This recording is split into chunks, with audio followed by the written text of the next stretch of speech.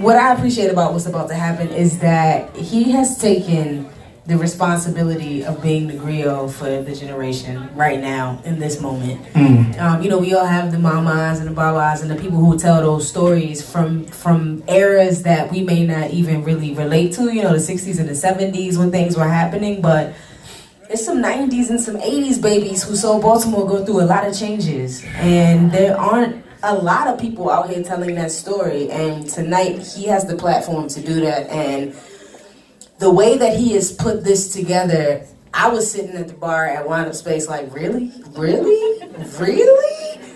So I'm just ready for the world to see his perspective, because it's not just his, it's the perspective of a whole generation of people.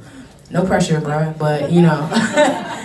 But he tells the story and he tells it very well, and he does it in a way that that makes it make sense to everybody and to help you understand the journey that Baltimore has been on, even if you didn't live it.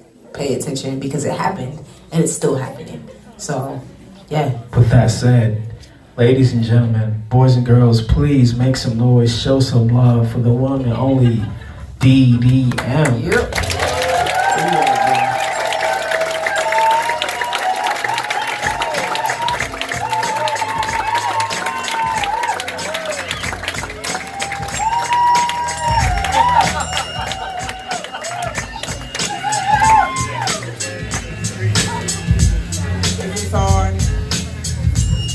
Can we turn me up from, yeah, just a little bit. You know, I'm loud, but I need a little vocal moment. Okay, turn her around.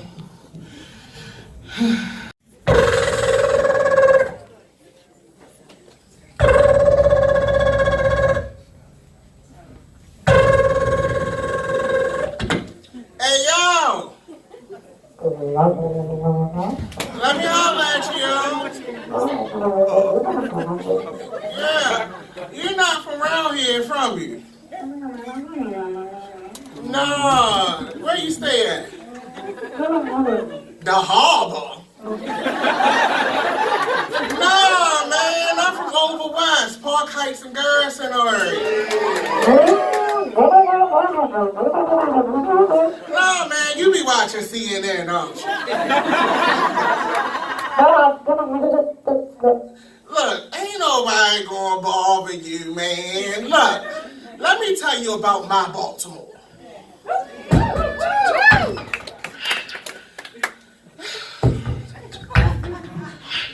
Before the wire, before the uprisings, before Fox News syndicated it, okay? I'm talking about Kurt Schmoke, Kwesi and Fume, Dew Burns, Jada, Before Will, and drum roll, please, static. This is Frank Ski with V103, home of the 103-minute music jam.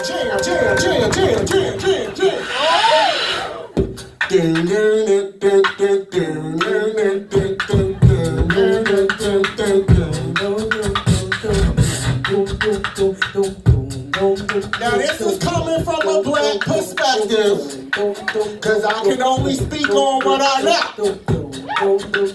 Yeah, I'm talking about before Lexington Market got taken over by the junkie apocalypse, you know what I'm saying, man, you know.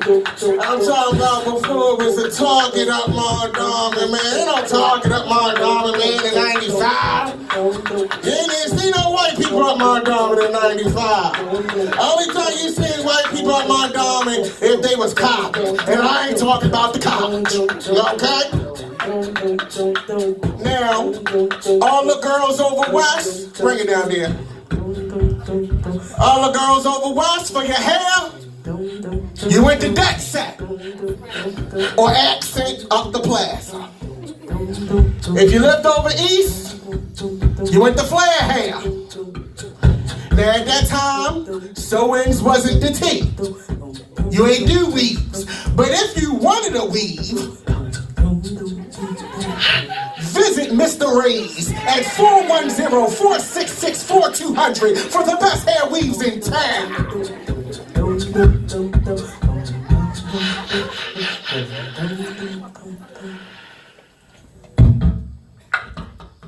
Now, it was a happening in the 90s. Jada was on TV. She was everybody's cousin. You go over West Baltimore, oh, I know Jada, I went to school with her. To this day, everybody that live in Hampton think they know John Waters. Now, this was at the time, you know what I'm saying, when John was fresh off Hairspray. You know what I'm saying? This was the first time America had seen a drag queen on mainstream TV or the movies. And you know, I love Hairspray. Shout out to the legendary Tuvan and John Waters. You know, and my favorite scene in that movie is when Tracy and Penny come home and they're like, oh my God, Courtney Collins. And you see Divine and she's like, Tracy, I've told you about that hair. All ratted up like a teenage Jezebel. What's a Jezebel, niece? You mean a Jezebel? But nevertheless, Divine is a legend. Now also too, if you were from the ghetto, you are more of a Miss Tony type of girl. Okay? Now, before Big Frida, before gay was in, there was a bitch queen on 92Q. Well, it was V103 at that time. 92Q wasn't the T then. It was number 2. No shame. You had Miss Tony. And it was not uncommon for you to go into a straight club. Give me something, Shodekeh.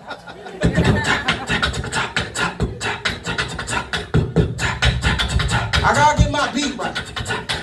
Miss Tony said, how you want card? Miss Tony said, how you want card? Miss Tony said, how you want card? What's up, what's up, what's up? Bet I take your boyfriend. Bet I take your man. Bet I take your boyfriend. Bet I take your man. I was out in the alley with no place to go. I was out in the alley with no place to go. East side, put your guns up.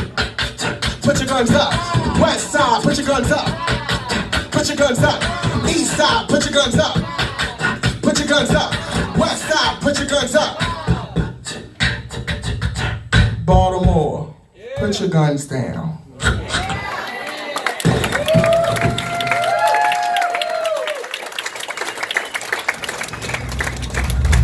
Back to our regularly scheduled program. Give me a little something.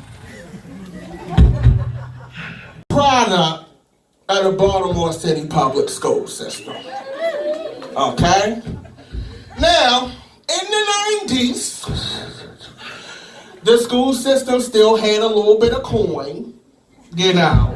So they had some after school programs for their children. I went to Grove Park Elementary over in Northwest Baltimore. And I had this teacher, Maria Brown. And you know, you probably seen her on The Wire. She played, what's that detective that looked like he was a junkie but now he a cop? Well, she played his wife. She had the close cut. Go DVR or something, it's on Hulu. And she would come in, and mind you, we are inner city children in West Baltimore. She come in there in this like sparkling satin bodysuit. Okay. She teaching us about chakras, mental stability. She like insects.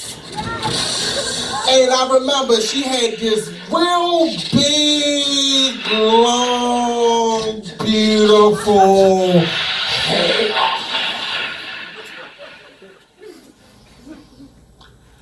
Breaking news. This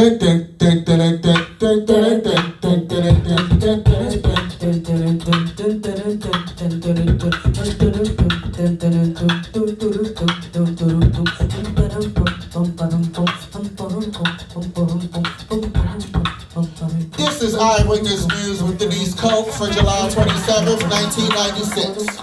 The city will demolish the Lexington Terrace housing project today near downtown, making way for a community of new row homes. The mayor stated all displaced residents will have first priority to apply for the new residences. Shade. Happy New Year! This is Eyewitness News with Vic Carter. In 2002, the city will welcome its first Whole Foods supermarket in the up-and-coming Harbor East area. The city plans to include a new movie theater, luxury condominiums, and a Four Seasons hotel. Gag.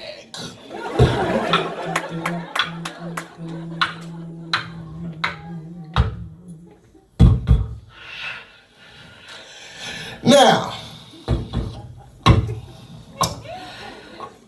we live in a city with one of the highest homeless rates on the East Coast. Most of the people that live here can't afford to live in those condominiums. Most of those buildings, they stay in 50%, 40%, 60% empty. Halfway.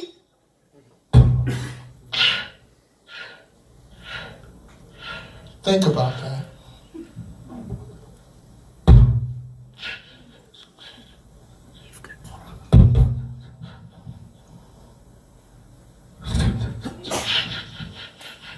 Hip hop.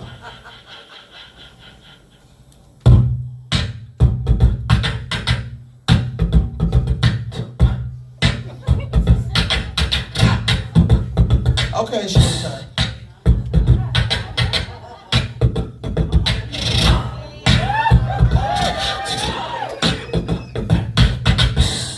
This is 92Q Jams with your boy Pork Chop for the 5 o'clock mix. We about to go in with worldwide. Now, for those of you who may not know, I am a rapper. I've been doing it for a minute now. I feel like I done put in pension. Okay? Now, when I first started in the mid-2000s, you had to battle. You didn't show up with your internet record, with your internet fans, and think you was gonna get internet pay. It just didn't work like that. You had to go out there and prove yourself. Now, at that time, the Baltimore hip-hop scene was very ruled by the underground. So, most of the kids didn't have money to go in the studio. It wasn't like now where you can go and you can pay, or you can build your studio using YouTube and put it in your basement or in your mother's bathroom. You know what I'm saying? You had to actually go to a real place and record. Recording time was expensive at that time, so we couldn't afford it. So what you do, they had tournaments down at this place called the 5 Seasons, right? And you go there, and they used to have these competitions, Style Wars, One Love Cypher, all kinds of things. You go there, and you know, I'm fat. My hair wasn't done. This was before I balled it out. You know what I'm saying? And it's just me. And I'm like, I got my rhymes. I'm about to be famous. We gonna kill it. So I go down there, kill it. Kill it again. Kill it 3 times. Somebody call the corner now. But the way that you got on, you had to get a street sponsor to do it. Now, we didn't have money, so a kid could go. This is what I love about hip hop. A kid could go to a battle with no money, but the $10 for registration. And by the time you finish that battle and you won, you're left with $500. If the Dope Boys was there and it was a good night, you might leave with $1,000. That's what I loved about hip-hop in Baltimore. Things ain't really the same no more, but I feel like the people now get what it takes to be national, more so than we did. You know, when I came out, you know, number one, I was in the closet because it was 2005 Niece. okay? That say, make yours a happy home somewhere else. This is Baltimore City, in the middle of the ghetto. I have battled in spaces where shootouts have happened, right in the middle of the verse, and you got to get low, okay? So, things have changed so much. At that time, rap was rude. It was rough. It wasn't no safe space, niece. You create your safe space with your rap, okay? Now everybody needs a safe space, and I'm not against that, but that's the difference between me and other queens. I'm a gladiator, okay? They don't make them like that no more. But you know, that was hip-hop. That was Baltimore City. Shout out to the 5 Seasons and so on. Breaking news.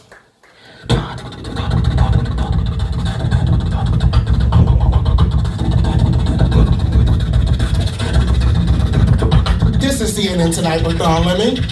Uprisings have sprung up over recent tension in Baltimore City after the death of Freddie Gray in the back of a police van. Mayor Stephanie Rawlings Blake had this to say at today's media briefing.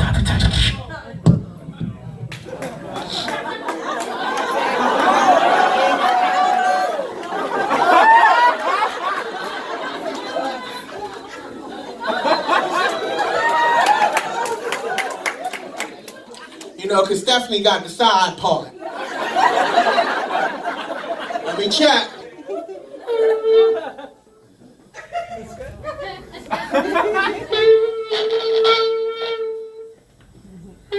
Oh, this is cute, and I did this when I'm married.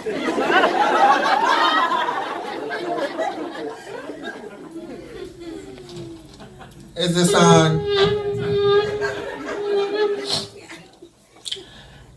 I'm a lifelong resident of Baltimore, and too many people have spent generations building up this city for it to be destroyed by thugs who in a very senseless way are trying to tear down what so many have fought for. Tearing down businesses, tearing down and destroying property, things that we know will impact our community for years. We are deploying every resource possible to gain control of the situation and to ensure peace moving forward.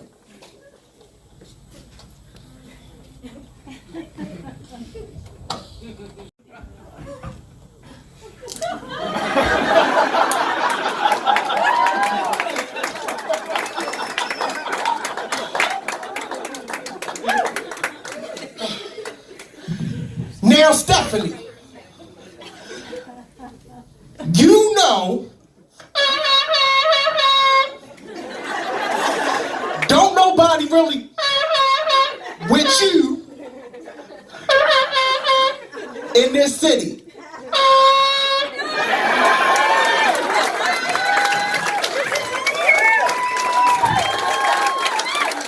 The proceeding does not reflect the views of WTMD or its affiliates. Sorry, Sam, I didn't even show that to you before I did it for a reason.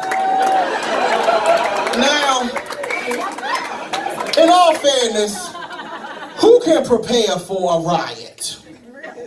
Who can prepare for children making police cars back up? And you know, a lot of our politicians took that opportunity to position themselves. But the reality is, we would love to sit and say what should have been done. Governor Hogan would love to sit and say, oh, she should have called me. But nobody's going to know what they're going to do until they're faced with that kind of catastrophe. So, even though Stephanie ain't my fave, you may want to take that into consideration. That's all I had to say about that. We had a lot. Give me something, Shodekeh. I want to get deep.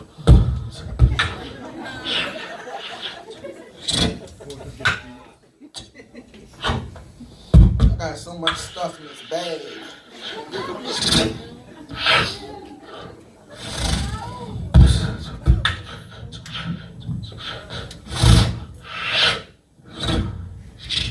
When it's deep, you gotta look deep.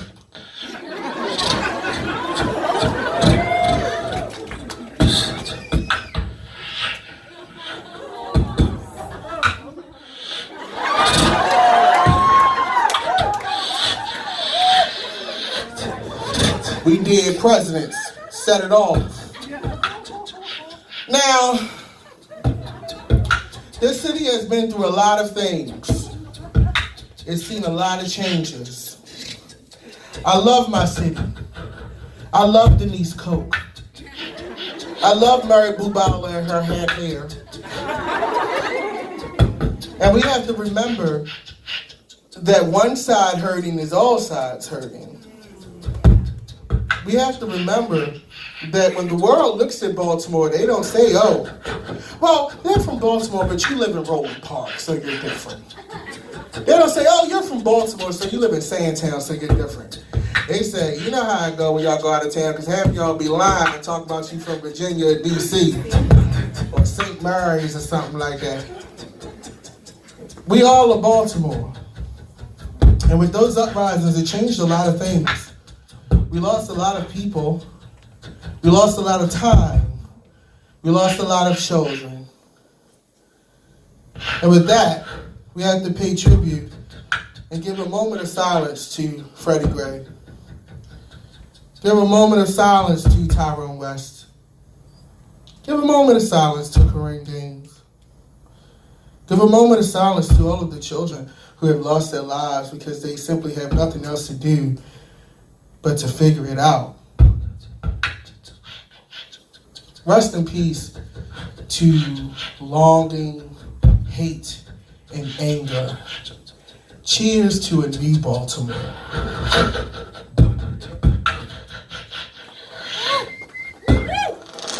Y'all can clap now.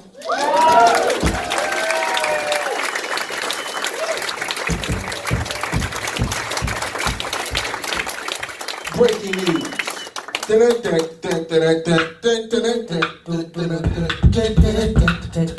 that's our broadcast for the evening.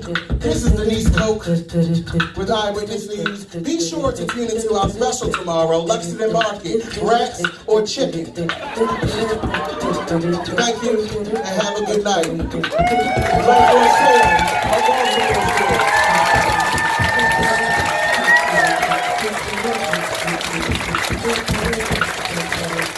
Thank you.